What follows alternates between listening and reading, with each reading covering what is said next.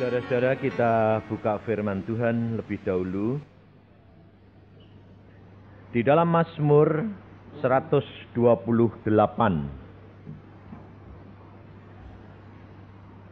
Mazmur 128 ini merupakan dasar daripada semuanya itu.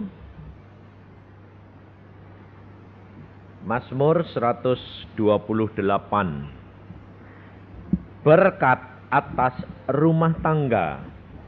Berbahagialah setiap orang yang takut akan Tuhan, yang hidup menurut jalan yang ditunjukkannya. Apabila engkau memakan hasil jerih payah tanganmu, berbahagialah engkau dan baiklah keadaanmu. Istrimu akan menjadi seperti pohon anggur yang subur di dalam rumahmu. Anak-anakmu seperti tunas pohon zaitun sekeliling mejamu. Sesungguhnya demikianlah akan diberkati orang laki-laki yang takut akan Tuhan. Kiranya Tuhan memberkati engkau dari Sion, supaya engkau melihat kebahagiaan Yerusalem seumur hidupmu, dan melihat anak-anak dari anak-anakmu, damai sejahtera atas Israel. Saya tidak akan menguraikan ayat-ayat ini, saudara. Ini hanya merupakan dasarnya saja. Sebab kita harus tahu, saudara, pada saat ini seminar ini khusus untuk wanita. Mungkin banyak yang bertanya, wah lah ini kalau baca ayat ini, berbahagialah setiap orang yang takut akan Tuhan. Kelihatannya kok gantungnya kok di tempat siapa? Laki-laki. Jangan salah ngerti. Ayat yang pertama perhatikan, berbahagialah setiap orang yang takut akan Tuhan. Jadi kalau setiap orang itu laki-laki perempuan atau laki-laki tok? Laki dan perempuan dan anak-anak. Jadi dasarnya itu keseluruhannya, sebab tidak bisa dipisahkan karena ini rumah tangga. Ngerti enggak? Cuma memang ada urutannya. Laki-laki, perempuan, istri, terus anak-anak. Tapi bisa kebalik. Bisa kebalik di hadapan Tuhan. Orang tuanya tidak nyenangkan Tuhan, anaknya nyenangkan Tuhan, orang tuanya dapat berkat. Ngerti tidak? Suaminya nakal, istrinya nyenengin Tuhan, istrinya yang pegang peranan. Ngerti tidak? Sebabnya apa? Coba baca di dalam Yehezkiel. Ada urutannya, jadi nanti saudara juga tahu. Di dalam Yehezkiel 22 ayat yang ke-30. Aku mencari di tengah-tengah mereka seorang yang hendak mendirikan tembok atau yang mempertahankan negeri itu di hadapanku supaya jangan kumusnahkan. Loh, tetapi aku tidak menemuinya. Loh. Jadi Tuhan mencari berapa orang? Satu. Loh, jadi kalau setiap keluarga ada satu saja, pasti berkat itu turun enggak? Turun. Selamat enggak? Selamat. Maka dari itu sekarang ini saatnya ibu-ibu ngomong. Nah, cuma sayangnya istri saya enggak ikut. Coba istri saya ikut, jadi saya dulu. Istri saya ngomong, jadi komplit. Tapi istri saya itu kalau suruh ngomong bingung dia. Karena gini saudara. Tiap rumah tangga itu ada yang dominan. Tahu dominan enggak? Ada yang lebih. Kalau istri itu biasanya dominan, mesti dikasih suami yang ngalah. Sebab Tuhan itu tahu kalau dominan sama dominan bubar, pemimpinnya dua praune karam. Iya toh? Atau seksak. Belah sana sini, tidak maju. Jadi itu sudah diatur oleh Tuhan. Jadi jangan saudara berkata begini, aku seorang istri, aku tidak dominan. Nah suamiku gitu sih. Loh, sudah salah dulu. Kalau saudara tidak dominan, diberi suami mesti dominan. Model saya. Saya ini dominan. Sebab suka mimpin. Tapi kalau kamu seorang istri suka mimpin, suamimu mesti ya. Nah, lain contohnya satu jelas saja. Linda sama Bernard. Linda dominan. Tak, tak, tak, tak, tak, tak. Bernardnya kalem. Loh, ini kalau saya ngambil contoh mesti yang nyata, betul toh? Nggak usah bayang-bayangin. Pemimpinnya di sini Linda, ya sudah modelnya gitu itu lah. Tapi bisa dipakai rumah tangga itu menjadi satu keutuhan dan berkat enggak? Harus. Jangan lalu nanti kalau istri sudah dominan, lalu segala-gala, papa nurut. Ya udah bisa. Tahu dominan, tapi tahu firman. Jadi kalau dia punya rencana, mesti kembali. Pak, Tuhan kok ngomong gini. Kira-kira papa bagaimana? Nah, kalau suami bilang, oke. Nah, mandat sudah diberikan, tanda tangan, beres. Caranya gitu. Jadi jangan kurang bijaksana. Demikian juga suami, kalau engkau dominan, harus tetap istri diikut sertakan. Karena kalau tidak diikut sertakan, gagal, disabot di tengah jalan. Ngerti enggak? Jadi enggak bisa. Suami tok enggak bisa. Istri tok enggak bisa. Harus dua-dua dan anak harus ikut ambil bagian. Tanpa itu mesti terhambat berkat. Nah, hari ini saya ingin mengajak saudara karena ada dua golongan. Saya tadi doa di sana, Tuhan, ini mulainya bagaimana? Nah, Tuhan berkata gini. Saya akan mulai, Tuhan berkata, kamu mulai dulu dari permulaan. Sebab ada di sini ibu-ibu muda yang mulai. Nah, ini dari mulainya sampai akhir. Kemudian sekarang ada yang sudah terlambat. Nyatanya, lah ini anakku sudah segini ya Pak. Sudah kadung punya anak ya Pak. Lah ini kan telat, aku sudah di tengah-tengah. Ada yang sudah di akhir. Karena ada yang tua-tua yang teko ini.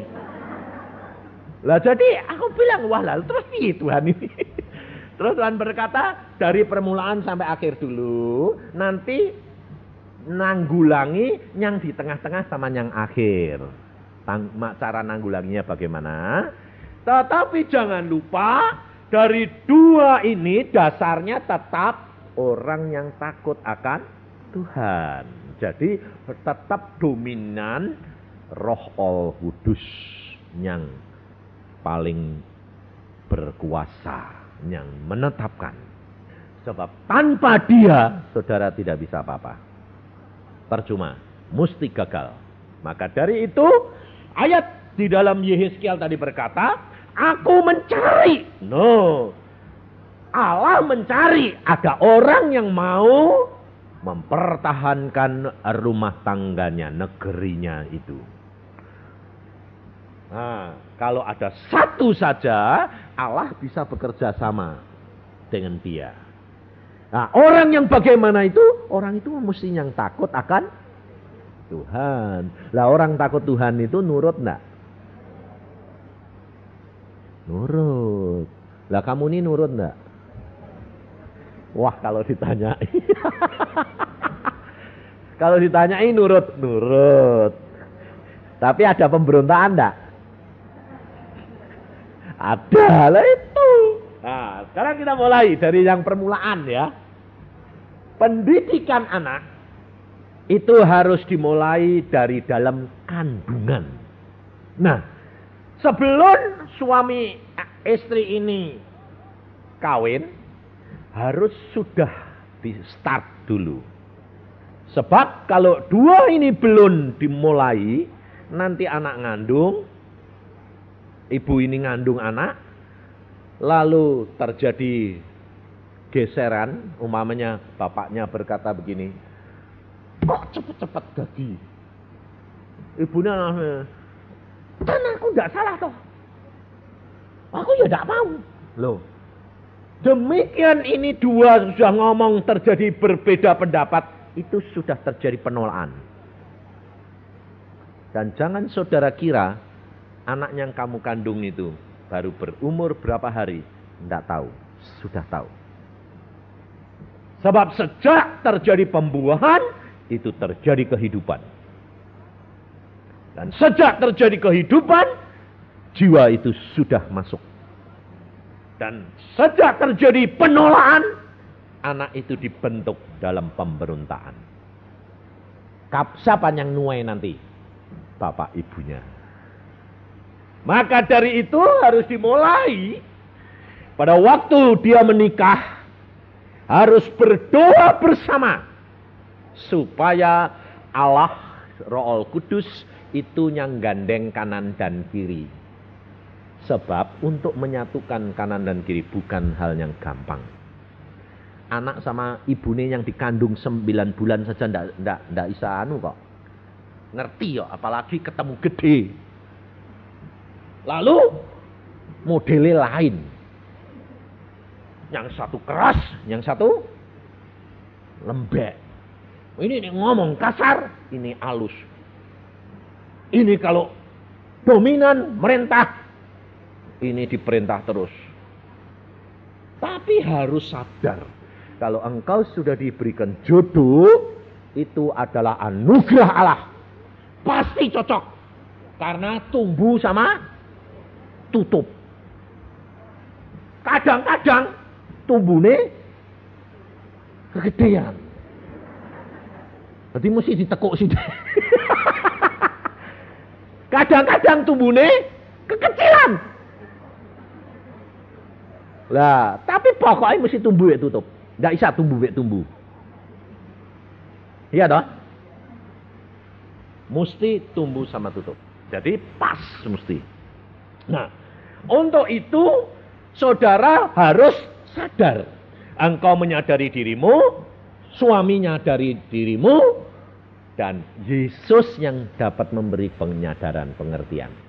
Sebab Alkitab berkata di dalam Yohanes 14 ayat yang ke-26. Jadi saudara harus perhatikan ayat ini menjadi rema untuk engkau, sehingga engkau jangan nyari kambing hitam. Siapa yang salah? Jangan lihat suami, jangan lihat dirimu. Karena apa? Kalau kamu lihat suami, kamu mesti kecewa. Tapi kalau kamu lihat dirimu, kamu ditekan setan. Akhirnya frustrasi juga. Jadi lihat firman. Yesus kalau berkata, pandang kepadaku, pandang kepadaku. Jangan menoleh ke belakang. Di dalam Yohanes 14 ayat yang ke-26. Tetapi penghibur yaitu Roh Kudus yang akan diutus oleh Bapa dalam namaku. Dialah yang akan mengajarkan segala sesuatu kepadamu. Dan akan mengingatkan kamu akan semua yang telah kukatakan kepadamu. Nah, jadi kamu hanya pandang Yesus. Dan kamu mengucap syukur Tuhan, Roh Kudus sudah memberikan kepadaku dan yang ngajar aku. Kalau aku dengan suami berdoa, ada salah pengertian, engkau datang kepada Yesus, Roh Kudus, Tuhan salahku di mana? Oh ini. Salah suamiku di mana? Oh ini. Lah, saudara enak toh, rileks toh. Nggak nyalain suami, nggak nyalain diri sendiri, tahu. Dapat pengajaran dan pengertian dari Yesus. Gak pernah ribut sampai malam tidur madep sana, madep sana, itu gak bakal. Sebabnya apa? Diselesaikan sebelum matahari terbenam, firman Tuhan toh. Jadi kalau tidur mesti sudah akur enggak? Sudah damai enggak? Sudah damai. Berkatnya turun enggak? Iya, karena firman Tuhan berkata, berkat itu dicurahkan pada waktu tidur.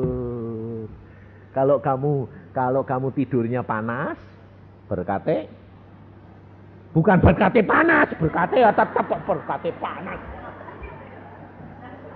Berkatnya kok panasku. Berkat itu dari surga, surga itu sejuk. Malaikatnya sudah biasa di tempat yang sejuk. Dia pada waktu bawa berkat, masuk ke tempat tidurmu, lu kok panas. Dia tidak tahan, dia balik. Aku tidak pernah masuk tempat panas, wong itu neraka. Aku tidak mau, dibawa balik. Cari tempat yang sejuk. Yang sejuk di mana? Orang yang takut akan Tuhan, menjadi pelaku firman, keberkatan. Nah, itu masalahnya. Jadi dimulai dari doa bersama. Maka dari itu selalu saya katakan, ibu-ibu yang bakal punya mantu. Nah, ini kan untuk orang yang tua-tua yang sudah telat. Ajar supaya berdoa bersama sebelum. Loh kok belum tidur? Belum kawin. Kok tidur?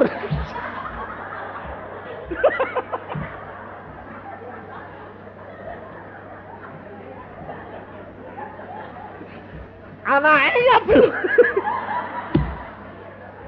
Jadi dimulainya itu gini. Kalau orang ini sudah kawin, ini biasanya tenggang rasanya kurang. Ya toh?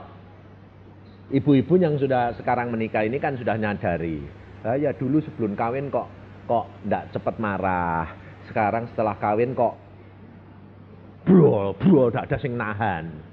Nah, untuk itu ibu harus cerdik. Sebab firman Tuhan berkata, harus cerdik seperti ular. Sebelum anak itu kawin, sama senengnya sudah direstui, pasti ada tenggang rasa. Karena belum kawin. Ngerti tidak? Berikan. Nah, sembayang bareng. Loh, sembayangnya di mana? Ya di rumah, kue di rumah. Tapi janjian. Setiap jam 10 malam, kue sembayang di rumahmu, anakku ya sembayang di rumah. Latihan bersama. Sebab di dalam roh itu tidak ada batas. Yang penting kamu sembahyang di rumah, ini sembahyang di rumah, dalam jam yang sama menghadap Tuhan. Nah, nanti kalau kawin, kebiasaan sembahyang enggak? Sembahyang, enggak usah bawa perintah. Ayo jam sembahyang. Loh, mepet sudah. Tapi kalau sudah kawin kamu barusan katakan, jam sembahyang bareng. Bang dewek. Ya toh? Terus mamai sakit hati kenapa? Beri tahu ndak nurut. Ndak usah turut mama. Kita sudah kawin, bubar kowe. Sebab saudara tidak cerdik menggunakan kesempatan yang Allah berikan.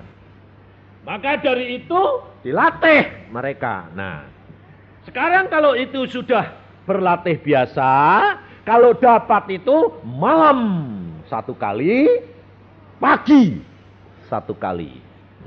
Kalau sudah 2 kali, pagi sama malam, itu paling indah. Karena apa?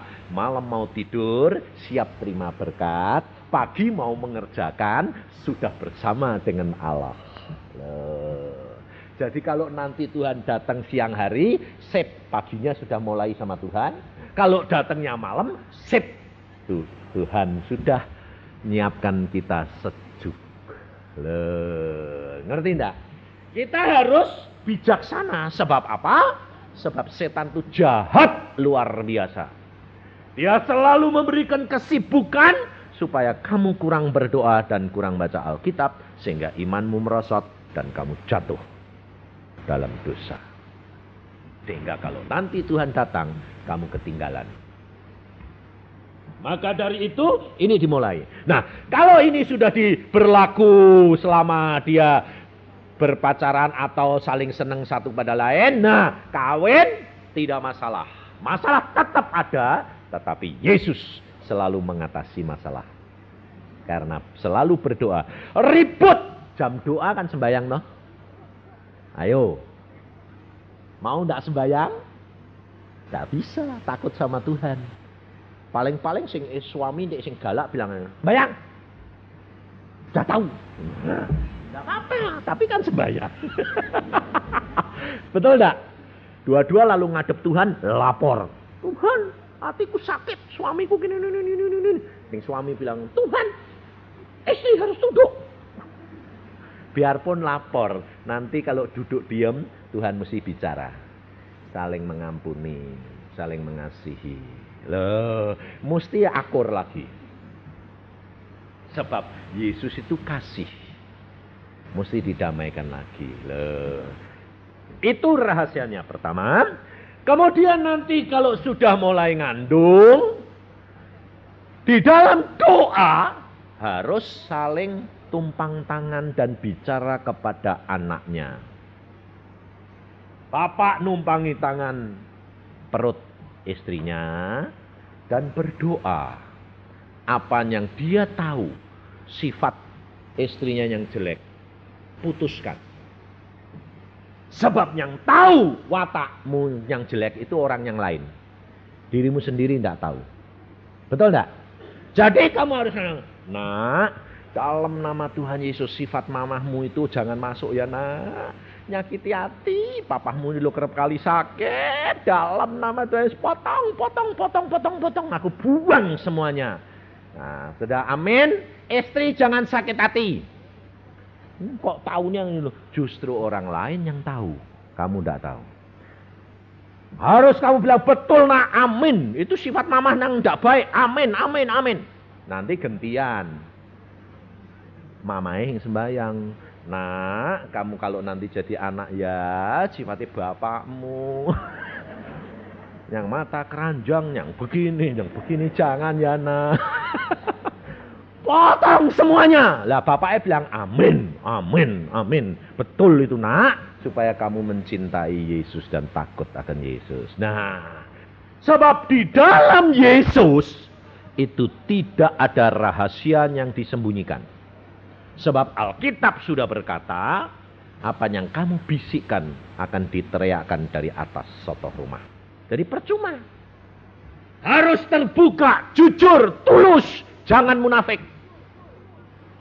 Jadi katakan.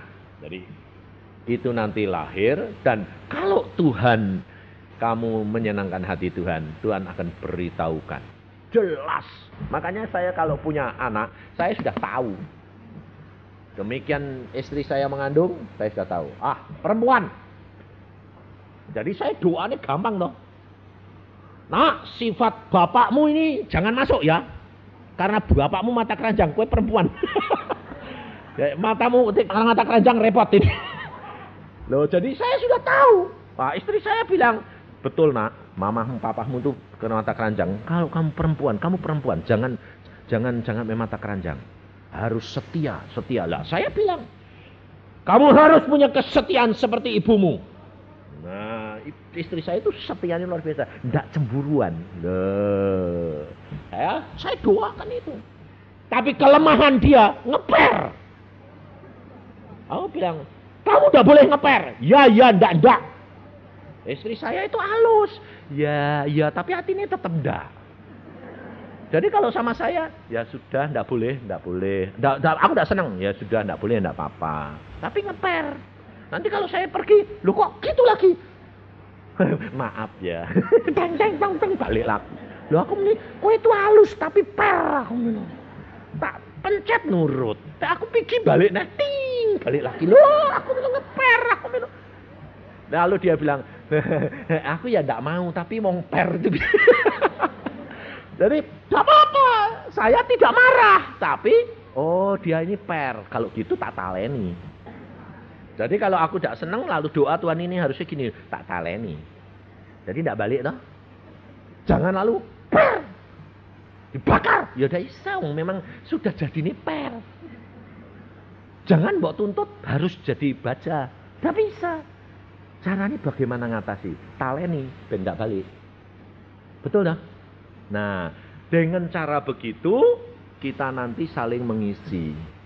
Nah, kalau anak ini sudah mulai tumbuh, nanti anak ini lahir, saudara perhatikan.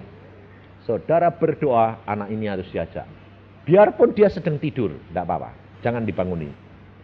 Karena saudara perhatikan zaman sekarang, anak-anak itu diberi pelajaran pada waktu tidur. Jadi pada waktu tidur, dia dipasangin alat, terus dikasih pelajaran. Matematika, sejarah apa. Ternyata dicoba besoknya dia sekolah, dia diberi pelajaran itu, anak ini bilang gini, oh aku sudah pernah diajar perkara ini. Dia tidak tahu kalau dia itu diajar pada waktu tidur. Waktu ditanya, di mana kamu dipelajari?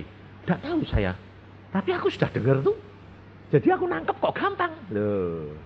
Dan itu sebetulnya Alkitabiah. Karena apa? Karena yang tidur adalah jasmani kita, tapi jiwa dan roh tidak pernah tidur. Contohnya, jiwamu ini pernah tua enggak? Tubuhmu tua enggak? Tua. Dari orang-orang yang sudah tua itu, kadang-kadang kenapa kok jadi pemarah? Karena kepengennya cepat, tubuhnya tidak kuat. Iya dah, karena jiwanya tidak pernah berubah tua. Itu harus sadar. Maka dari itu, biarpun dia tidur sekalipun, engkau bisa ngomongin. Maka kalau engkau punya suami yang nakalnya luar biasa, diomongi pada waktu dia bangun gak nurut, omongi pada waktu tidur. Mesti nurut. Ini ibu-ibu gak tahu soalnya. Tumpangi tangan, ngomongi. Gak usah keras-keras. Tangi nanti. Ngomong. Hai jiwa, aku ngomong sama kamu ya. Dengar. Aku istrimu, tahu nggak? Aku berhak atas kamu dalam nama Yesus. Ngomongin. Cuma sadar, jangan kasar. Tangi keplok ya nanti. Dan anehnya suami-suami itu ada yang lucu. Saya dilaporin sama istri. Pak, suami saya dengar kaset kamu. Sekarang kalau tidur saya pegang, dia bilang, apalagi yang bawa tenggingi.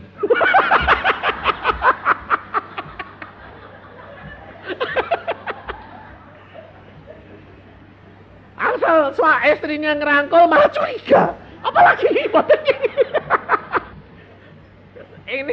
Ini belum rendah hati. Sebetulnya malah puji Tuhan. Saya kalau istri saya ngerangkul saya bilang, yang kurang sempurnakan. Tuh, saya malah senang. Soalnya apa? Karena ini membawa kedamaian dan kesukacitaan. Nah, nanti kalau anak ini sudah dengar, saudara bacakan Alkitab, saudara ajak berdoa. Nah, saudara tahu dia belum ngerti. Saya barusan pulang dari Padang. Seorang ibu, dia belum pernah ketemu saya, tapi dia banyak punya kaset saya. Dia praktekkan pada waktu dia mengandung. Anak pertama belum, karena dia belum ngerti. Anak kedua dipraktekkan. Dia pada waktu mengandung penuh dengan penderitaan. Tapi anak kedua dia tidak bisa minum obat apa-apa. Minum muntah. Tapi saudara tahu, dokter sampai berkata, anakmu yang kedua ini sehatnya luar biasa. Padahal kamu lemahnya luar biasa, tapi anakmu luar biasa sehatnya. Baru umur 6 bulan, kalau ada orang bilang, puji Tuhan, dia langsung 6 bulan. Asal bilang, bagaimana puji Tuhan? Tepuk tangan mesem-mesem. Wah, anak itu jadi murah ketawa. Mukanya cerah. Kalau ada orang puji Tuhan senang luar biasa. Lo belum ngerti apa-apa. Sampai dia bilang, bedanya jelas sekali Pak. Benar itu, luar biasa. Sudah ditanam dari dalam, sudah bagus sekali. Loh, nanti tidak usah susah. Nah, kemudian kalau anak ini sudah mulai sudah bisa jalan, sudah bisa bicara, ajar berdoa. Nyebut Yesus dan ceritakan. Kalau anak ini sudah mulai senang, kalau mau tidur kan senang diceritain toh. Ceritain apa? Tentang hal Yesus. Tentang hal Yesus. Yesus ajaib, berjalan di atas air. Wah, ada angin ribut, makanan. Oh, ini semua ceritakan. Saudara tidak sadar dia tertanam. Sehingga pada saat nanti dia remaja atau dewasa mengalami kesulitan, firman Tuhan yang kamu ceritakan muncul. Alkitab tadi berkata, Roh Kudus yang akan mengajar kamu, mengingatkan firman yang pernah aku katakan kepadamu. Sehingga dia tidak pernah mengalami frustrasi. Karena dia berharap kepada Allah dan Allah sanggup lakukan segala perkara. Dan dia mengalami. Nanti kalau sudah mulai sekolah, setiap mau sekolah, sembahyang. Ajak sembahyang. Loh. Setiap mau pergi, datang dulu, Pak, aku mau pergi, sembahyang dulu. Kalau sudah nanti dewasa, dia pergi tanpa sembahyang, tidak mungkin. Tidak usah kamu perintah, otomatis. Kenapa? Anak saya juga kalau sudah di depan mobil, mesti diam. Ya sudah mau starter, diam dulu. Sembahyang lebih dahulu. Otomatis, tidak usah saya suruh. Karena apa? Sudah kebiasaan. Seperti saudara, pertama kali engkau suruh sikat gigi, anak berontak. Kalau sudah biasa sikat gigi, sekarang kamu kasih tahu, tidak usah sikat gigi, mau enggak? Hah? Tidak mau sendiri. Loh, karena kebiasaan. Akhirnya dia tahu akibat tidak sikat gigi. Betul enggak? Demikian juga doa. Lah, kalau dia nanti lupa doa, jangan dimarahin. Biar nanti di tengah jalan dia ngalami apa-apa. Lalu, kenapa anak kok ada hambatan gini? Aku lupa doa. Nah, diajar Tuhan dewek. Tidak usah saudara yang marahin. Dia akan berjalan dengan Allah. Nah, kemudian nanti kalau anak ini sudah mulai remaja, sudah mulai ngerti, saudara perhatikan. Selama umur 8 tahun, dia ke bawah, saudara masih boleh pukul. Kalau perlu dipukul tidak apa-apa. Tapi setelah umur 8, jangan sekali-kali pukul. Dia akan menjadi anak pemberontak. Sebab dia sudah punya harga diri. Mau melawan. Maka dari itu kita harus tahu cara mengajar anak-anak. Dan berjalan dengan pimpinan roh. Sebab tanpa pimpinan Roh Kudus, Bapak Ibu tidak mungkin mengajar anak. Dan tanpa pimpinan Roh Kudus, anak itu tidak mungkin dibentuk. Karena dia dilahirkan punya watak dan perangai yang penuh dengan kelemahan. Maka dari itu, biarkan. Dia kadang-kadang perlu ngalami. Mamanya ngalami sakit karena nakalnya luar biasa. Biar, jangan bilang, kasihan Tuhan. Jangan, saudara harus berkata gini, Tuhan, aku percaya dia di dalam didikanmu. Dan engkau akan mendidik dia yang terbaik. Kalau engkau dan saya takut akan Tuhan, kamu harus rela dong. Karena firman Tuhan berkata, kalau kamu mengasihi anakmu lebih daripadaku, tidak layak menjadi muridku. Nah kalau anakmu sakit, dididik Tuhan, terus kamu bilang, jangan Tuhan. Loh, kamu ini ngatur Tuhan atau Tuhan yang ngatur kamu? Tidak pernah berhasil. Lalu kalau dia sakit, tambah parah. Kamu bilang, Tuhan, aku percaya rencanamu baik. Kalau engkau lihat anakku ini lebih baik pulang sekarang, dan menurut engkau itu paling baik, silahkan. Karena toh aku nanti ketemu di Firdaus. Betul enggak? Saudara, kalau saya tanya sekarang, kelompok yang pertama selalu bilang gini, anak itu kan barang titipan toh. Ya enggak? Tapi kelompok yang lain, itu kan diberikan supaya kita bahagia toh. Loh, iya. Tapi kalau itu kehendak Tuhan. Kalau Tuhan lihat anak ini, wah anak ini nanti gampang jatuh. Lah kan lebih baik pulang toh. Dan kita kumpul di Firdaus. Tidak bisa kok, ketemu. Saudara nanti ketemu. Jangan kira kalau anakmu mati umur 5 tahun terus nanti di sana 5 tahun terus. Enggak. Dia tumbuh di sana. Nanti saudara ketemu sama dia. Dia tahu kalau dia bekas anak saudara. Sebab dia anaknya Yesus. Dan saya ngalami semua. Satu-satu anak saya pernah diajar Tuhan. Dan Tuhan tuntut. Rela enggak anakmu pulang? Saya bilang rela. Istri saya bilang jangan. Saya bilang kalau kamu jangan. Nanti Tuhan didik kamu, ajar kamu sampai kamu rela. Rugi anakmu menderita, kamu menderita. Nah, terus relakan Tuhan yang terbaik. Malah semuanya dibaliin sama Tuhan. Tiga ngalami semua. Semua mau mati. Saya bilang, gak apa-apa. Kalau waktunya pulang, pulang.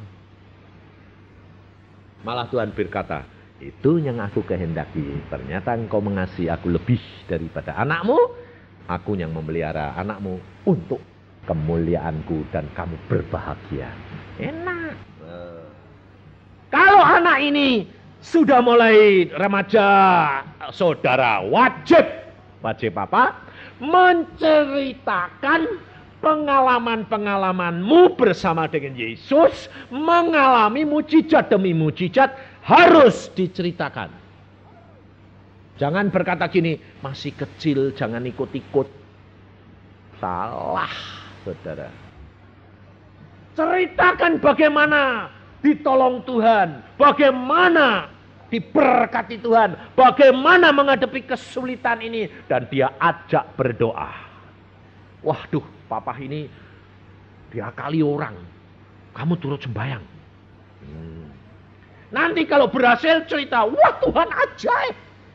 Lalu bapaknya bilang, kamu berdoa itu enggak sia-sia loh. Coba kalau kamu enggak yang sembahyang, papa kan pikiran terus. Tapi kamu yang sembahyang, Tuhan tuh sayang be anak-anak. Bangga enggak? Hah? Dia punya beban sama papa, bapak, ibu ini enggak? Itu caranya menimbulkan kepercayaan diri bahwa Yesus itu menyayangi dia dan mendengar doanya. Sehingga nanti anak ini mulai remaja, dia tidak merasa bahwa dia tidak ada artinya di dalam keluarga, tapi dia punya andil di dalam keluarga. Sehingga anak-anak saya itu sekarang saudara tahu, saya tidak pernah ngurus, pergi ke luar negeri tidak pernah saya tanya bilang, bagaimana enggak? Saya tahu Allah pelihara kamu. Kita hanya saling berdoa. Dan kita tahu kalau ada apa-apa, Tuhan memberikan tanda-tanda. Seperti tadi, istri saya sudah telepon lagi. Dia berkata, Yang, ada apa dengan engkau? Saya bilang, tidak ada apa-apa. Ada sesuatu yang akan ada serangan. Sebab kamu ini perang. Hati-hati loh, hati-hati loh. Oh iya, betul. Aku ini mulai capek, saya bilang. Awas, jangan lelah, jangan bilang capek, bilang kuat. Oh ya betul. Oh, ingatkan, sadar, aku ini perang, jangan loyo, loh. Sebab kalau saudara tidak sadar, saudara bisa bentengmu bisa ambrol. Maka dari itu harus kuncinya tetap kepada Roh Kudus. Kedua, rendah hati. Mau ditegur, mau belajar. Loh. Kalau saudara melakukan itu, saya jamin anakmu di dalam pimpinan Tuhan. Tetapi bukan berarti kelemahan-kelemahannya tidak muncul. Muncul. Contohnya, kalau dia umpamanya sudah mulai remaja, lalu dia ini nafsunya mulai timbul, betul lah? Mulai kan, itu kan tidak bisa saudara lalu tekan-tekan bilang, tidak boleh baca ini, tidak boleh lihat ini, tidak boleh ini. Loh, kalau engkau tekan-tekan begitu, engkau akan salah. Sebab ibu-ibu kerap kali gini, jangan lihat TV yang aneh-aneh, itu buka-buka. Loh, nggak lihat di rumah, lihat di tempat temannya. Sebab sekarang alat-alat ini demikian canggih. Dan setiap orang kaya punya. Betul enggak? Tambah kaya, tambah canggih, tambah lengkap. Lah kalau anakmu, kamu kaya diberkati Tuhan, tapi suruh kolot terus, bakal jadi penipu enggak anakmu? Bisik-bisik, jangan ngomong mama. Jadi pembohong. Betul lah? Saudara harus mengatasi masalah. Sebab setan punya rencana menghancurkan keluarga demi keluarga melalui sarana-sarana teknologi. Tapi saudara harus mengatasi karena engkau bersama dengan Roh Kudus. Loh, contohnya seperti anak saya, perempuan. Sudah mulai umur 10, mulai 11, dia sudah mulai mengalami perubahan. Udah ada menstruasi, dia mulai tanya-tanya. Loh, kenapa? Saya sudah siapkan. Saya ajak bicara sendiri. Nah, hidup itu begini. Tubuh itu ada perubahan begini. Loh, satu arah kan nanti kalau kamu ngalami begini, perasaan begini, keluar darah begini, itu normal. Kalau enggak gitu, malah enggak normal. Oh normal Pak, normal. Nah cara ngatasinya begini loh. Lalu kalau kamu sudah mulai timbul seneng sama anak laki, oh itu biasa loh. Kalau kamu bilang jangan, bingung dia. Aku ini nggak mau, tapi kok timbul dewek, betul nggak? Loh itu normal nggak? Hah? Kamu ngalami nggak? Lah kok nggak boleh? Itu normal. Kasih tahu. Nah, makanya anak-anak saya tidak ada yang disembunyikan. Kalau sudah di SMP dia bilang, "Ya Didit, makan." Saya bilang, "Bagaimana? Ada enggak temanmu yang narik kamu?" "Ada."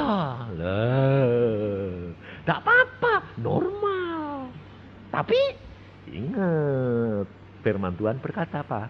Perempuan tidak boleh cari laki. Oh iya ya Pak ya, seneng boleh, nikmati, tapi tidak boleh melangkah salah. Jadi dia nahan, jangan bodoh, tak ajari malahan. Tak ajarinya bagaimana? Diajarinya begini. Kalau kamu senang, jangan tunjukkan. Orang laki itu, kalau kamu tunjukkan, kamu dianggap murah. Loh, betul enggak? Hah? Loh itu fakta enggak? Iya. Oh gitu Pak. Iya, laki-laki itu modelnya gitu. Tapi kalau kamu enggak mau, dikecil. Loh, sebab orang laki itu aneh. Ya nih anak yang laki tak ajari. Orang perempuan tuh gini loh. Mau, enggak mau. Nah, Tek bilang enggak mau, belum tentu enggak mau. Mau. Loh, itu mesti disadarkan. Sebab Alkitab, perhatiin saudara. Alkitab ini adalah kitab yang paling lengkap. Kalau saudara bilang cabul, cabul. Sebab perkara hubungan laki perempuan dikupas di dalam Alkitab. Tapi kalau saudara suci, suci. Demikian juga perkara nafsu dan seks di dalam diri pertumbuhan anak harus diceritakan. Disiapkan anak perempuan dan laki-lakimu. Sebab kalau tidak, dia lihat gambar-gambar yang merangsang, dia akan jatuh dan mencoba. Jadi kalau saya lebih baik dia lihat di rumah. Kalau sudah mulai timbul, dia bilang, waduh, ada yang buka-buka. Nah, saya malah oke, tak ceritain. Kenapa kamu timbul gitu? Normal.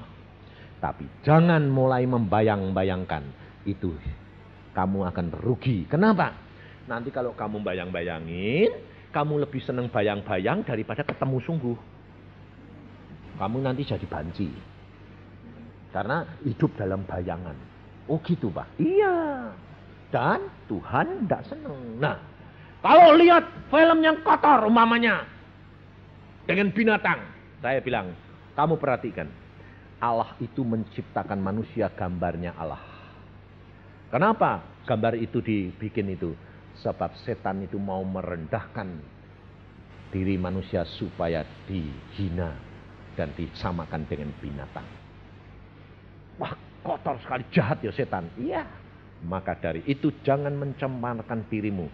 Jangan merendahkan dirimu karena kamu gambarnya Allah. Loh. Dia kalau lihat gitu, najis. Itu siasat setan. Loh, betul enggak? Dia enggak mau. Tapi kalau kamu larang, dia mencuri. Karena dia tanpa pengertian. Firman Tuhan berkata apa? Umatku binasa karena mereka tidak berpengertian. Ini saudara. Jangan anggap tabu, tapi harus disiapkan. Di dalam masa dia remaja, kemudian mengenai jodohnya, disiapkan semuanya. Ceritakan pengalamanmu dengan Tuhan. Saya ceritakan anak saya. Pada waktu anak saya perempuan berkata, "Mah, aku kepengen nanti kalau punya jodoh persis papa." Lalu dia berkata, papahnya ini menjadi satu figur yang sempurna. Lalu saya, setelah dia berani cerita itu, saya bilang, "Nih, jangan membatasi kuasa Allah. Jangan kamu lihat papah sekarang sudah jadi. Kalau kamu tahu papah dulu, kamu tidak akan sanggup." Cerita saya, itu tunjuk Tuhan, itu jodohmu, mama. Saya dulu tidak seneng, dan mamahmu tidak seneng sama saya. Tapi akhirnya kita jadi, tapi kita punya kepahitan. Pahitnya apa? Jadi saling menyakiti karena tidak nurut Tuhan. Loh, jadi papa dulu tuh galak-galak. Saya dulu pacaran sama mamah. Mamah itu tak galaki. Kalau saya datang, saya bilang, "Saya nanti sore datang jam 5 di rumah kamu." Mamah tidak muncul jam 5, tinggal. Kalau mamah mengatakan, "Nanti tolong aku antar ke toko jam 4. Aku jam 4 tepat, mamah tidak keluar. Tak, tinggal. Papa itu dulu kayak gitu. Iya. Wah, tidak jadi. Nah ya. Jadi kita jangan lihat sudah jadi. Tapi pemrosesannya ini. Tapi kenapa papa berubah? Karena Yesus. Dan karena mamahmu berdoa untuk papa. Papa berdoa untuk mama. Sehingga semua disatukan dan kita mengerti salah kita itu. Makanya kami ngajar kamu, nak, jangan seperti pengalaman dulu, kamu memetik buahnya karena waktunya sudah singkat. Indah luar biasa. Sekarang dia hidup dengan suaminya di negeri Belanda, bahagianya luar biasa. Dia berkata, "Untung aku punya papa mama kayak begitu. Memberikan pengertian, pengarahan, sehingga aku mendapatkan kebahagiaan di dunia dan di surga. Karena Allah jaminanku." Loh. Karena apa saudara? Pada waktu dia dikatakan, sudah mulai, Tuhan berkata, "Kamu bakal dapat dikasih jodoh nih." Dia bilang, "Oke Tuhan, yang mana? Hati-hati ya, pimpinan roh. Iya. Mulai dia lihat. Yang ini mau Tuhan, yang ini mau. Yang ini. Ada 5, bayangin. Yang ini mau. Justru suaminya sekarang tidak masuk hitungan. Tapi Tuhan berkata, "Itu jodohmu." Loh, Tuhan kok tidak masuk hitungan? Sobongi, diem, angkuh. Tuhan berkata, "Itu jodohmu yang terbaik." Waktu Tuhan berkata pada saya, "Namanya ini, itu yang terbaik." Saya bilang, "Nih, itu yang terbaik." Setelah kawin, dia bilang, "Waduh Pak, luar biasa. Ternyata dia itu persis papa." Kelihatannya itu sombong, angkuh. Tapi kalau sudah sendiri Pak, mesranya, sayangnya loh. Itu Pak yang tak ternyata lebih nikmat itu daripada kelihatannya di luar baik. Tapi kalau di rumah galak kayak macan. Loh, betul enggak? Saudara, hidup keluarga itu perlu ditontonkan atau perlu dinikmati? Hah? Iya. Dan Tuhan berkata, itu terbaik. Dan suaminya pun dia berkata, Nih, untung aku dapat kamu. Aku dulunya enggak mau. Sebabnya apa? Nah, kamu itu selalu memimpin khotbah. Aku justru seneng perempuan yang diem. Ternyata sekarang aku kekuranganku di tempat kamu. Kalau aku dapat diem rumah tanggaku kayak apa? Ternyata suaminya pendoa. Pinter pendoa. Istrinya yang kreasinya banyak. Loh, itu Tuhan yang ngatur. Indah sehingga hidup mereka sekarang damai, sejahtera, luar biasa. Dia bilang, kalau nurut Tuhan paling baik. Tapi jangan kira kalau tidak ada masalah seperti anak saya laki. Ada, jangan kamu kira, wah Pak Yusa sudah gitu. Ada. Caranya bagaimana? Serahkan Tuhan. Saya sudah bilang sama anak laki saya, nak, itu bukan jodohmu, Tuhan bilang. Tapi dia bilang, tapi Pak, kasihan. Loh, kawin itu bukan kasihan. Kehendak Bapak. Ya Pak, aku ya bilang, kamu bukan jodohku. Dan Tuhan sudah ngomong sama saya. Tapi si perempuan itu tidak mau diem. Malah mengadep saya. Om, memang aku menurut Tuhan belum gak jodohnya toh Om. Ya, tapi kalau aku minta boleh enggak? Bingung saya. Ini kok ada orang yang nekat kayak gini. Jadi dia malah minta. Aku bilang enggak boleh. Ya boleh toh kalau minta. Adapun diberi atau tidak, terserah Tuhan. Betul enggak? Berikan saya waktu 2 tahun untuk saya minta. Saya sebagai hamba Tuhan masa larang. Saya bilang, ya sudah Tuhan, ini minta 2 tahun. Setelah 2 tahun, Tuhan bilang, tetap tidak. Saya bilang, tetap tidak, nak. Lalu anak saya bilang, bagaimana apa? Enggak, bayang, puasa. Nah, belum tidak, tapi kasihan. Loh, kasihan lagi. Sebab anak saya yang laki ini, hatinya terlalu polos. Penuh belas kasihan. Dia disayang Tuhan. Hatinya kayak Daniel. Memang namanya ya Daniel. Lembut, tidak isanan. Tidak sampai hati. Kalau nolak. Tapi akhirnya mundur 2 tahun lagi. Sampai akhirnya Tuhan berkata, lari, pergi ke Australia. Karena kamu tidak akan mampu melawan ini semua. Akhirnya justru Tuhan atur. Orang tuanya yang perempuan bilang, aku tidak senang punya anak mantu Denny. Dah pisah. Wah, puji Tuhan. Akhirnya pisah juga. Karena sudah dicoba 4 tahun. Tuhan tetap bukan jodohnya. Tapi bayar harga. Sekolah dia harus ditinggalkan. Saya berkata, Tuhan, ini kok buang sekolah, buang biaya, buang waktu. Tuhan berkata, tidak apa-apa, daripada tidak nurut aku sanggup lakukan segala perkara.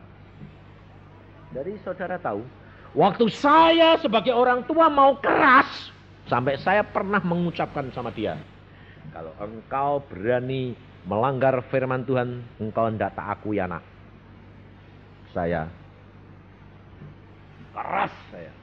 Tapi Tuhan berkata, Yusa, engkau tidak boleh berbuat seperti itu. Dia bukan anakmu lagi. Engkau sudah serahkan aku yang akan ngatur anakmu. Dimarahi sama Tuhan malahan saya. Lama dari situ saya berkata, baik Tuhan, aku serahkan. Aku doakan dan apa yang kau pesan aku sampaikan. Dan Tuhan atur rapi luar biasa. Sekarang dia di Australia, dia cinta Tuhan, dia melayani, dia sekolah. Tuhan berkati luar biasa. Pakai dengan urapan-urapan Tuhan. Loh, karena memang Tuhan berkata, aku mau pakai anakmu itu satu. Itu milikku. Aku sudah siapkan. Kedatanganku sudah amat singkat. Ya, biar. Sampai saya tuh pernah ngomong, Dan kamu ini namamu Daniel. Sebetulnya kamu ini tidak boleh kawin. Dia bilang, betul Pak, sebetulnya aku tidak boleh kawin. Lah ya kok pacaran? nakal kowe ya, aku bilang itu. Sebetulnya dia itu peka sekali. Saudara tahu, luar biasa indahnya. Dari kecil dia kalau sembahyang ketemu Tuhan Yesus sendiri. Omong-omong gini. Bayangin. Dia berkata, asal kita berdoa bersama, saya kalah pekanya. Saya bilang, tuh, Den, Tuhan kok datang, Den. Tapi papa ini enggak lihat, merasa. Nah itu, doanya atasnya papa, Tuhan. Mesem-mesem itu ngomong ambil aku. Bayangin. Nah aku udah ya iri, kepingin toh. Tuhan, kau ngomong ambil anakku, aku kok enggak. Tuhan berkata, berpada ngucapkan syukur, dia kan anakmu. Dapat bagian lebih karena aku menyayangi dia, karena doamu. Loh, punya jatah sendiri-sendiri. Jangan lalu bilang, oh, ya sudah. Loh ya enggak. Wong ya anakmu ya kamu punya. Betul enggak? Jadi jangan saudara iri. Allah akan melengkapi keluargamu. Kekurangan yang satu diberikan tambahan yang lebih, yang lain.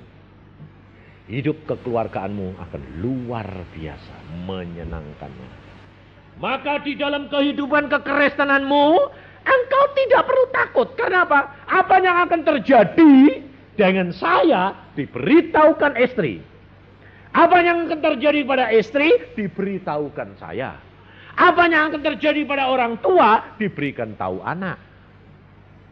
Loh, sehingga tidak ada masalah yang tidak dapat diatasi.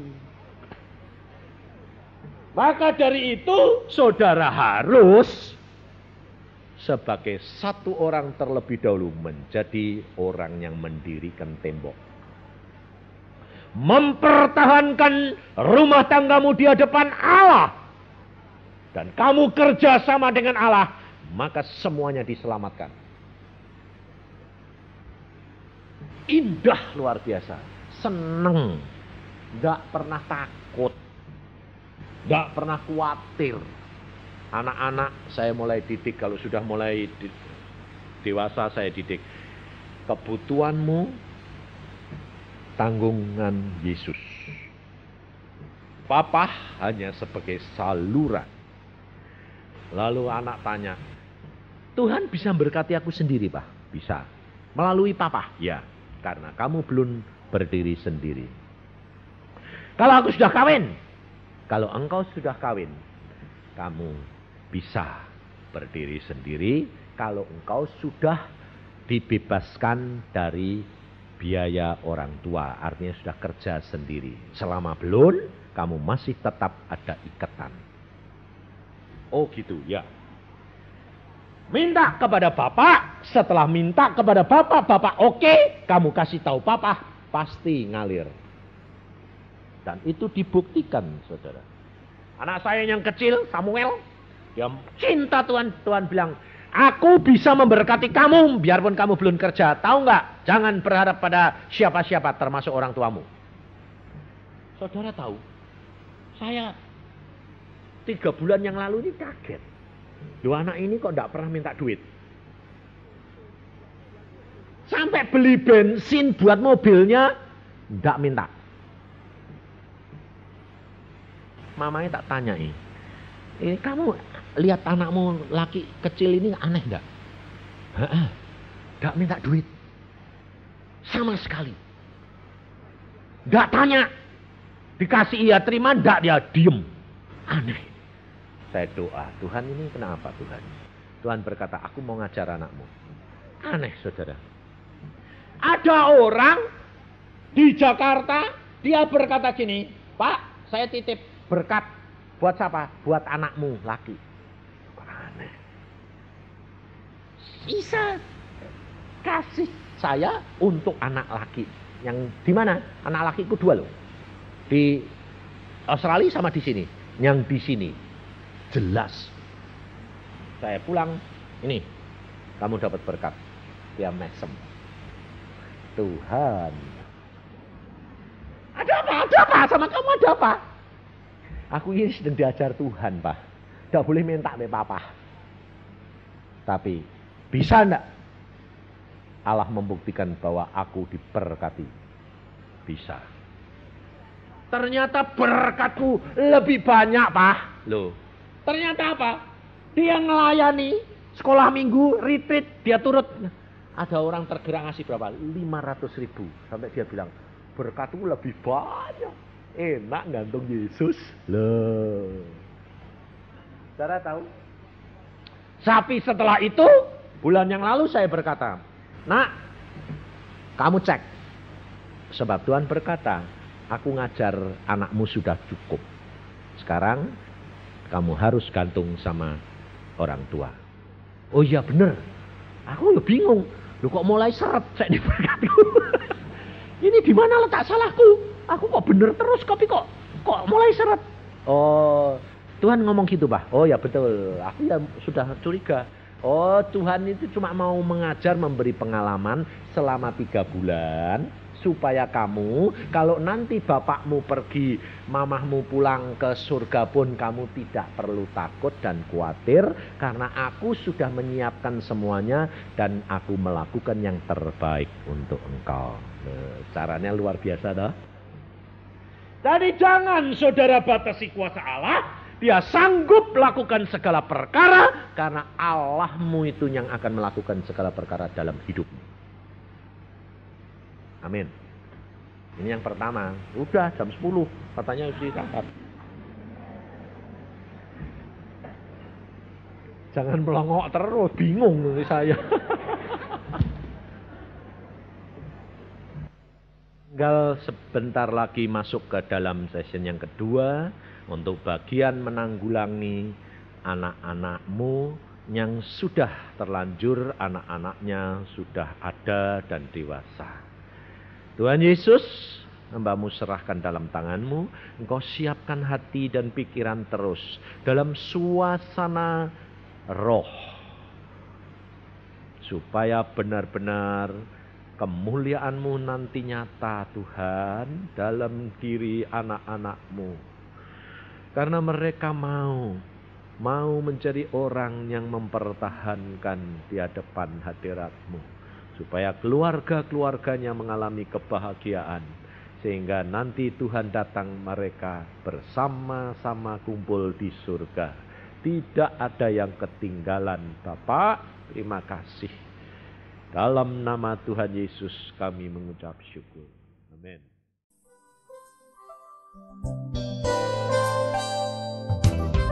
Anda diberkati dengan pemberitaan firman Tuhan. Dapatkan kaset, VCD, CD, MP3, dan buku-buku rohani dari hamba-hamba Tuhan, Evangelis Yusak Cipto, Pendeta Petrus Agung, Evangelis Iin Cipto, dan hamba-hamba Tuhan lainnya. Tersedia juga banner dan alat-alat tarian lainnya. Hanya di toko buku Bless to Bless. Bless to Bless. Bless to Bless.